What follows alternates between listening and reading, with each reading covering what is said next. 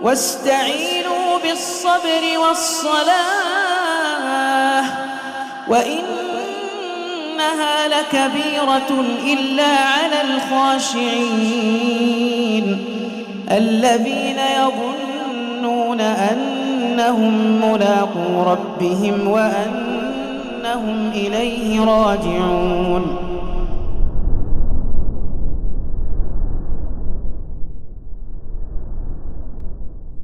Bismillahirrahmanirrahim.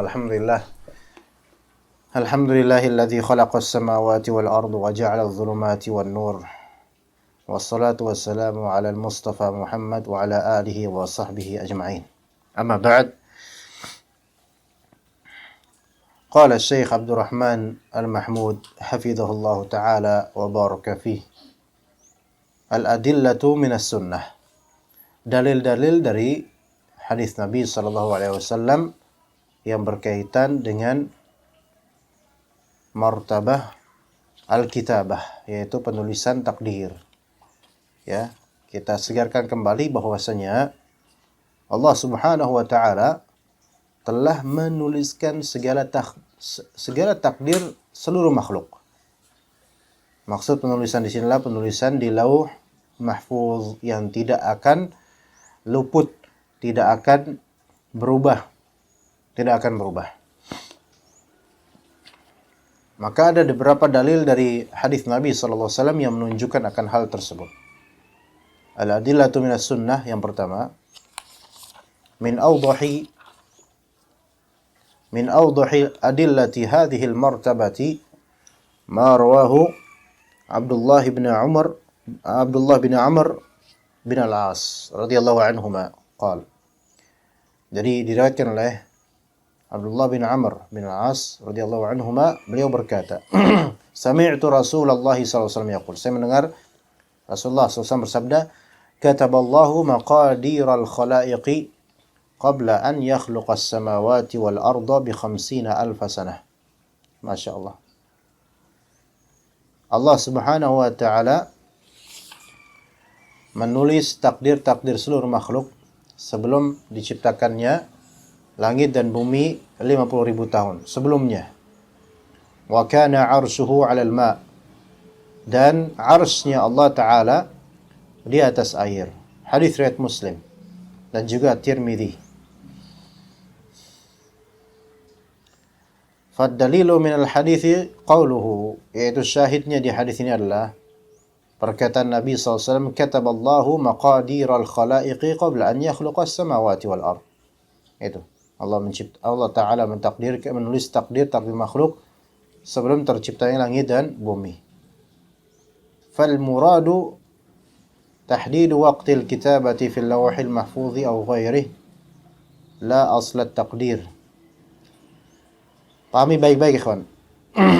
Yang dimaksud di hadis ini adalah penentuan waktu penulisan di Lauh Mahfuz. Ya. La aslat takdir, bukan asal takdirnya. Ngerti enggak, ikhwan? Apa bedanya kitabah dengan takdir? Kitabah itu menulis, mencatat. Takdir itu menakdirkan, menentukan takdir. Paham ya, kawan? Beda nggak? Mana yang lebih dulu? Menentukan takdir terlebih dahulu. Baru terjadi pencatatan kapan? 50,000 tahun sebelum diciptakannya langit dan bumi. Ini yang harus dipahami. Maka kalau dibahasakan bahwasanya Allah mentakdirkan seluruh takdir makhluk 50,000 tahun sebelum langit dan bumi tercipta, itu salah kalimatnya. Ngerti nggak? Lalu kapan Allah mentakdirkan? Nggak bisa dikatakan kapan. Kenapa? Karena perbuatan Allah mentakdirkan ini sifatnya azali. Apa azali? La awwalalah. Tidak memiliki awal yang disebutkan kapannya. Nggak ada kapan-kapanan. Karena sifat perbuatan mentakdirkan azali. Tapi untuk menulis Maka Nabi mengabarkan. Ingat beda antara kataba dengan qaddara. Kataba itu menulisnya. Qaddara itu mentakdirkannya. Gimana? Kin? Mafhum enggak? Kin? Syekh Rahmat mafhum enggak? Paham enggak? Paham? Antum paham? Adanya udah zikri paham? Insyaallah. Jadi dalam hadis itu tulisannya apa? Kalimatnya Nabi apa? Kataballahu maqadira al-khalaiqi. Allah Ta'ala menulis takdir-takdir seluruh makhluk. Menulisnya. Adapun mentakdirkannya kapan? Enggak ada kapan-kapanan. Ya. Ya tentu sebelumnya. Dan bukan urusan kita kapan. Terserah Allah. Ya enggak usah diomongin kapan. Karena apa? Karena sifat mentakdirkan ini sifat azali. Apa maksud azali? La awwala lahu. Tidak memiliki awal. Gitu ya. Ya, enggak dikabarkan kapan. Jadi besok-besok sebaiknya kita kalau berhujjah dengan hadis ini kalimatnya benerin. Ya. Misal antum menasihati seorang ikhwan yang mungkin sedang kena musibah, antum bilang, ini udah ditakdirkan sejak 50.000 tahun sebelum tercipta. Enggak, bahasa antum salah. Walaupun maksud antum mungkin benar karena ada hadis, tapi enggak gitu hadisnya. Dan tidak begitu kenyataannya. Karena ditakdirkan itu sejak azali. Ditakdirkannya. Tapi antum katakan ini sudah tercatat dalam Lauh Mahfuz sebelum 50.000 tahun diciptakannya langit dan bumi. Nah, itu beda itu. Nah, ini faedah dari kita memahami hadis dan ilmunya. Baik, kemudian wa qawluhu wa 'arshuhu 'alal ma' ay qabla khalqis samawati wal ard.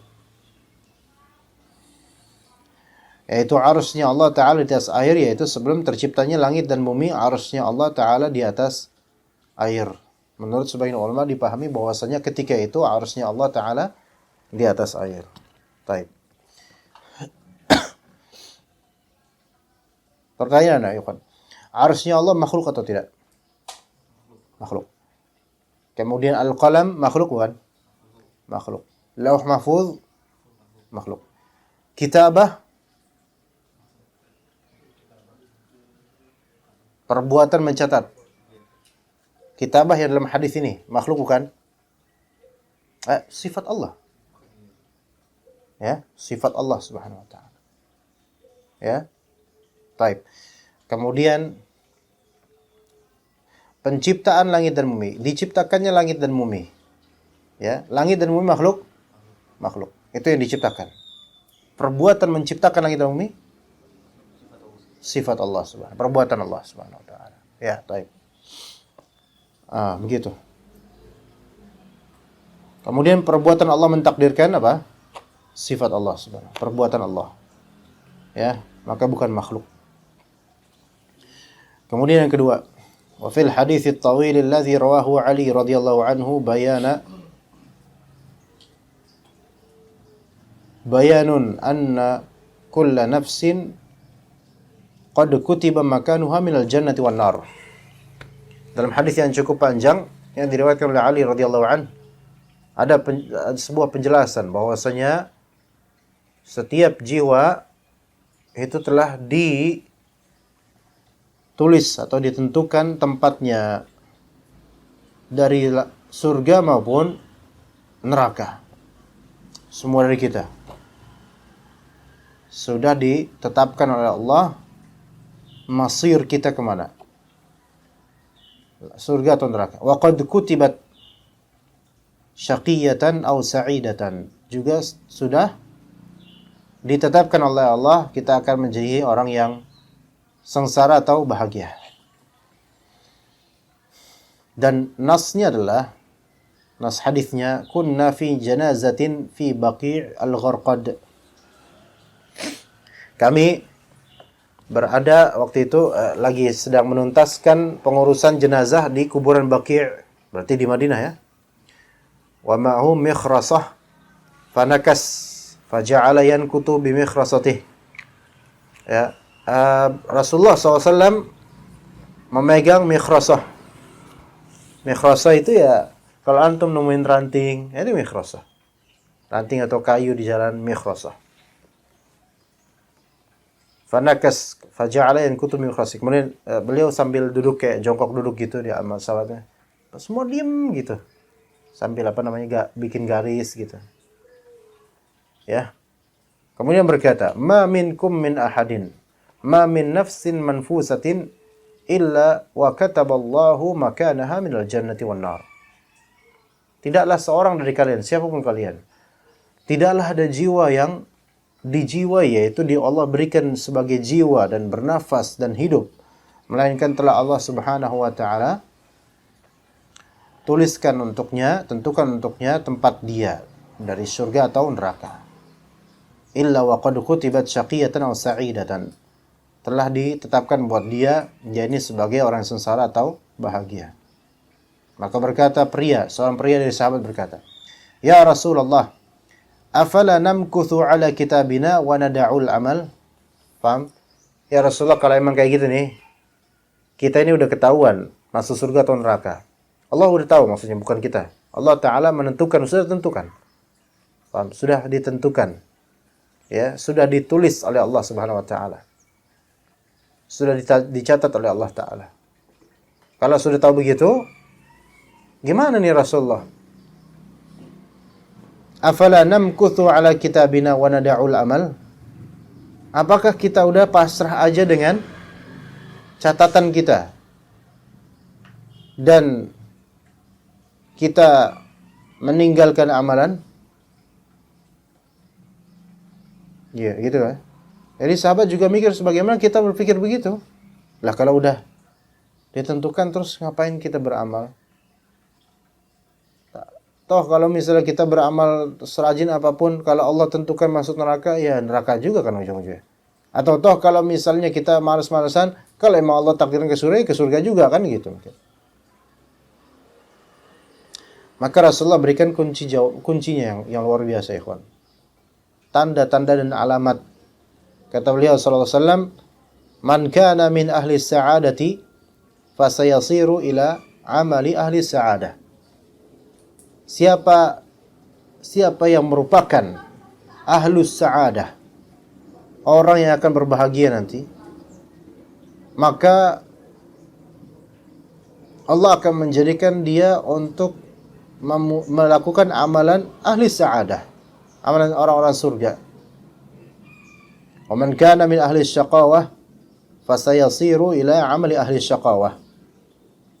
Dan siapa yang merupakan orang yang akan sengsara,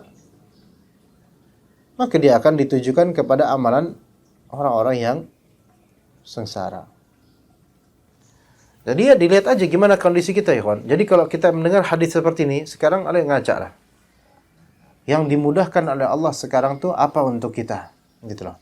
Makanya dalam hadis ini kemudian disebutkan dalam riwayat lain, dalam riwayat yang sama, i'malu, jangan tinggalkan amal, jangan pasrah gitu aja. I'malu, beramallah. Inilah agama Islam seperti ini, ikhwan. Bukan agama pasrah total kemudian tidak ada perbuatan. I'malu, fakullun muyassar.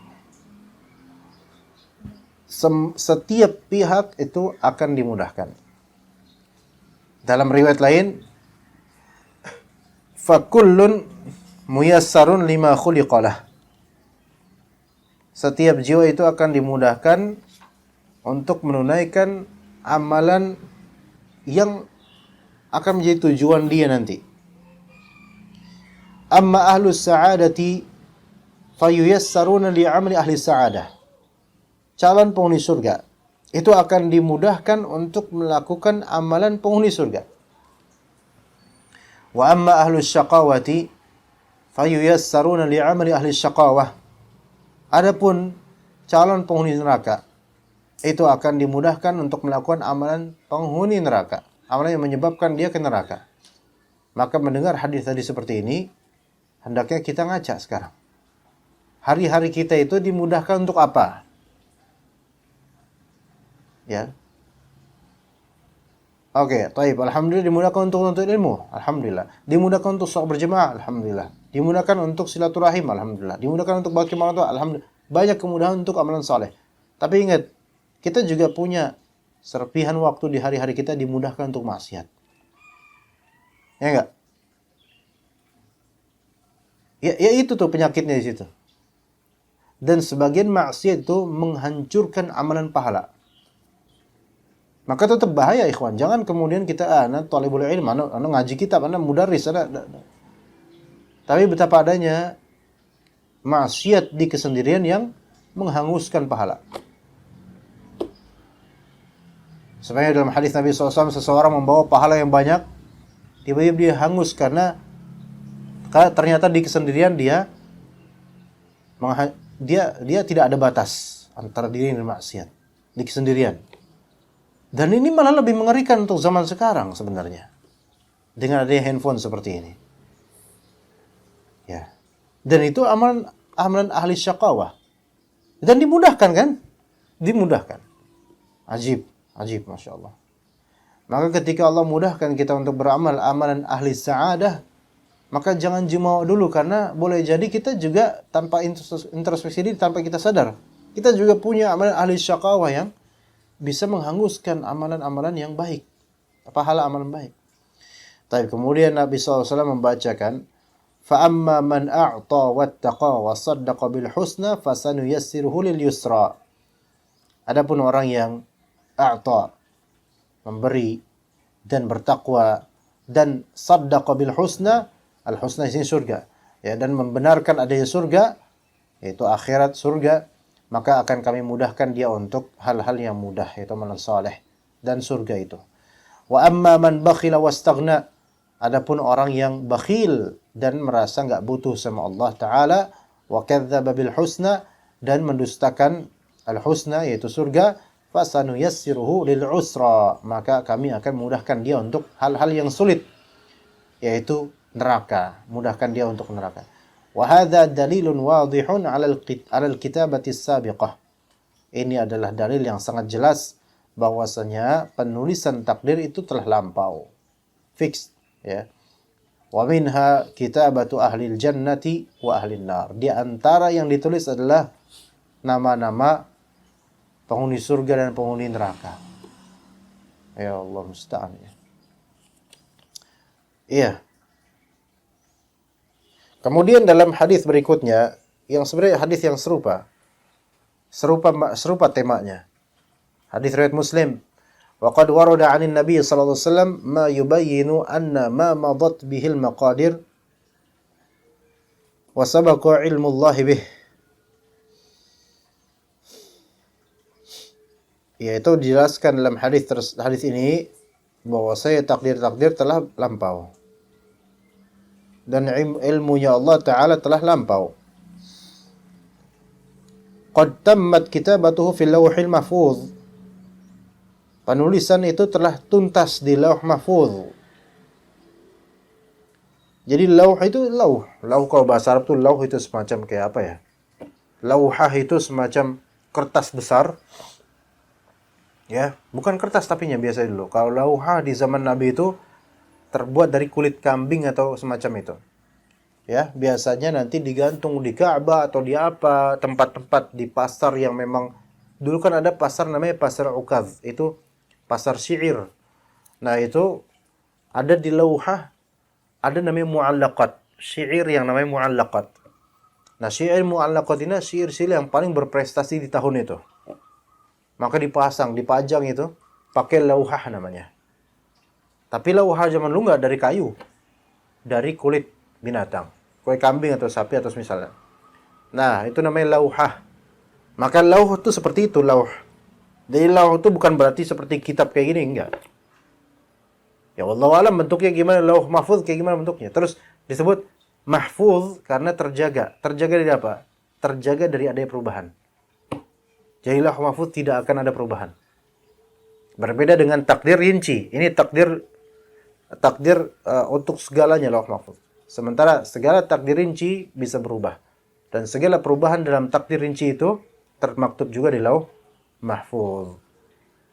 Kemudian dikatakan oleh Syekh, wajaffal qalamu alladhi katab bih. Dan telah kering pena yang telah menulisnya, yang telah menjadi alat penulisan. Jaffa, kering. Wamtana'a fihi ziyadat wa nuqsan. Tidak akan terjadi adanya penambahan dan pengurangan. Gak bakal. Di lauh mahfuz gak ada penambahan, gak ada pengurangan. Berarti tidak akan ada perubahan. Gitu. Karena segala yang berubah itu pasti kalau nggak nambah berkurang. Gitu loh. Kemudian fa'an Jabirin radhiyallahu anhuma qal ja'a Suraqah bin Malik bin Ja'sham radhiyallahu anhu. Ja'a Suraqah, sahabat namanya Suraqah, berkata, "Ya Rasulullah, bayyin lana dinana ka'anna khuliqna al-an." Ya Rasulullah, jelaskan kepada kami agama kami seolah-olah kami ini baru saja diciptakan sekarang. Artinya, jelaskan kepada kami materi agama seolah-olah kami itu nol sekarang dari agama. Ya, seolah-olah kami ini nol dari agama. Artinya enggak, kita maksudnya awam baru tahu tentang agama, baru masuk Islam. Di antara perkara asas itu apa yang perlu dijelaskan kepada kita? Maka masih kata Suraqah, "Fima al-amal yaum?" Ya Rasulullah, beramal pada hari ini tuh untuk apa? Afima jaffat bihil aqlamu wajarat bihil maqadir am fima nastaqbil. Kita ini beramal untuk sesuai dengan, intinya sesuai dengan takdir atau gimana ya Rasulullah? Maka kata Rasulullah SAW, la bal fima jaffat bihil aqlam wajarat bihil maqadir. Kita ini beramal dalam rangka menuju takdir. Sudah ditakdirkan, artinya semua sudah ditakdirkan. Dari amal kita dan juga keberlangsungan di akhirat nanti kita gimana itu udah semua udah kering penanya. Udah kering tintanya. Maka kemudian kata sahabat tersebut Suraqah berkata, "Fa fimal amal?" Lah kalau kayak gitu, lalu kita mengapain gitu loh? Buat apa kita beramal kalau semua sudah fix? Ya. Ya ibaratnya gini, ikhwan, kalau pakai logika ya, logika kesederhanaan kita yang lemah ini, match pertandingan kalau sudah fix skornya, lalu ngapain bertanding ya enggak? Ya kan? Kalau sudah diatur skornya oleh panitia dan siapa pemenangnya, lalu buat apa coba kita ada kompetisi? Ya udahlah, nggak usah kompetisi sekalian, udah tentuin aja dari awal. Gitu. Itu kalau pakai logika duniawi. Itu kan yang mengkreasikan manusia. Tapi enggak, di sini Nabi SAW mengatakan, "I'malu fakullun muyassar." Ya, udah, kalian beramal aja, nggak usah pikirin itu dulu. Yang penting beramal aja. Setiap pihak itu akan dipermudah. Setiap pihak akan dipermudah. Ya, jadi yang kita pikirkan tuh itu aja. Udah, kita dipermudah apa enggak nih untuk menuju surga? Gitu aja. Nggak usah antum kemudian memikirkan sampai stres. Nanti kalau saya mati masuk neraka. Iya, pikirin itu, cuman nggak usah sampai menghalangi dari amalan, karena setan yang menang di situ nanti. Iya, orang kalau kepikiran itu terus nggak berlanjut amalannya, habis nanti dia. Ya begitu ya, kawan. Hah? Pertanyaan? Dari siapa? Tumben. Ayo. Siapa yang nanya? Siapa itu? Alamanda itu nama jalan. Ayo, fadhal. Ada ustaz yang bilang takdir bisa diubah dengan puasa. Dengan puasa. Itu takdir rinci. Itu takdir harian atau takdir bulanan atau tahunan. Takdir rinci bisa diubah. dengan doa, dengan silaturahim, dengan amal soleh. Tetapi ketika dikatakan takdir tidak bisa berubah, yaitu takdir lauh mahfuz. Adapun ketika disebut takdir bisa diubah, iya bisa diubah dengan doa dan sebagian amal soleh. Tapi maksudnya dalam takdir bisa diubah itu adalah takdir rinci namanya. Bukan takdir yang telah termaktub di lauh mahfuz. Ya begitu ya. Kita mengubah takdir dengan doa bisa nggak? Bisa, dengan izin Allah Ta'ala, dan perubahan tersebut pun juga sudah Allah Ta'ala takdirkan. Jadi tidak ada yang baru dari Allah. Maksudnya tidak ada yang baru bagi Allah, karena Allah mengetahui segala perubahan. Allah mengetahui segala perubahan. Maksudnya segala perubahan takdir rinci Allah Ta'ala tahu. Dan Allah Ta'ala mengetahui segala perubahan takdir rinci itu. Allah Ta'ala mengetahui segala perubahan takdir rinci itu. Apakah apakah 50.000 tahun sebelum diciptakan langit dan bumi atau sebelumnya? Faham gak pertanyaan ikhwan? Allah mengetahui segala perubahan takdir karena doa. Allah tahu gak? Tahu. Taib, tahunya apakah semenjak 50.000 tahun sebelum diciptakan langit dan bumi atau sebelum itu? Sebelum itu. Karena 50.000 tahun diciptakan langit dan bumi itu adalah masalah apa? Penulisan takdir. Sementara ilmunya Allah azali sebelum itu. La awwala lahu. Tidak kita sebut kapan berawalnya ilmunya Allah. Enggak, so Allah Ta'ala tahu segalanya sampai akhir kapanpun. Allah telah mengetahui dengan tanpa kapan. Kita tanya kapan, enggak ada kapan-kapanan. Begitu. Jadi segala perubahan takdir telah ditakdirkan. Ajib ya. Iya, usia bisa termasuk bisa berubah dengan silaturahim. Rezeki yang tadinya enggak dapat jadi dapat. Itu bisa, itu perubahan rinci saja. Adapun terjadinya perubahan rinci ini sudah fix dari Allah Ta'ala dengan takdir ijmali di Lauh Mahfuz. Dan sebelum tertulisnya di Lauh Mahfuz, Allah sudah tahu belum? Sudah tahu. Sudah tahu. Iya, begitu. Itu akidahnya yang benar, insyaallah. Ya, itu akidah yang benar pasti, ya, kawan. Ya begitu ya, kawan. Sallallahu alaihi wasallam.